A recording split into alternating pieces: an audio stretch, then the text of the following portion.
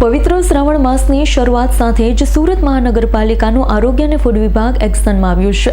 શ્રાવણ માસ દરમિયાન ફરાળી વસ્તુઓની માંગ વધતી હોય છે, ત્યારે ભેળસેળ યુક્ત અને હલકી ગુણવત્તાની ફરાળી વસ્તુઓનું વેચાણ કરતા વેપારીઓ સામે પાલિકાએ તપાસ શરૂ કરી।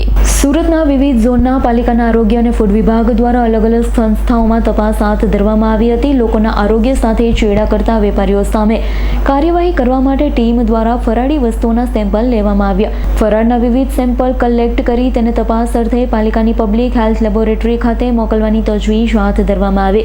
શ્રાવણ માસ દરમિયાન ઉપવાસ કરતા લોકોની સંખ્યા વધતી હોવાથી ફરાળી વસ્તુઓની ખરીદીમાં પણ વધારો થાય છે, ત્યારે ભેળસેળ યુક્ત કે હલકી ગુણવત્તાની વસ્તુઓના વેચાણ પર રોક લગાવવામાં પાલિકાના ફૂડ વિભાગે તપાસ તેજ કરી। લેબોરેટરી રિપોર્ટમાં જો સેમ્પલ ફેલ થશે અથવા ભેળસેળ સાબિત થશે તો સંબંધિત સંસ્થા સામે નિયમ મુજબ કડક કાર્યવાહી કરવામાં આવી શકે છે। आशीष Patel food safety officer.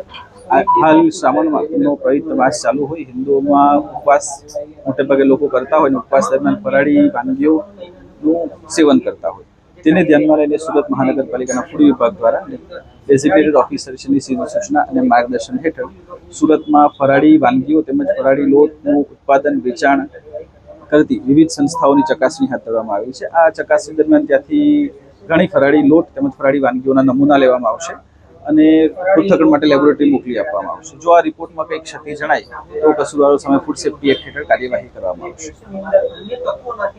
Bureau report S9 news Surat. અમારી તમામ માહિતીથી અપડેટ રહેવા માટે જોડાયેલા રહો S9 ન્યૂઝ સાથે।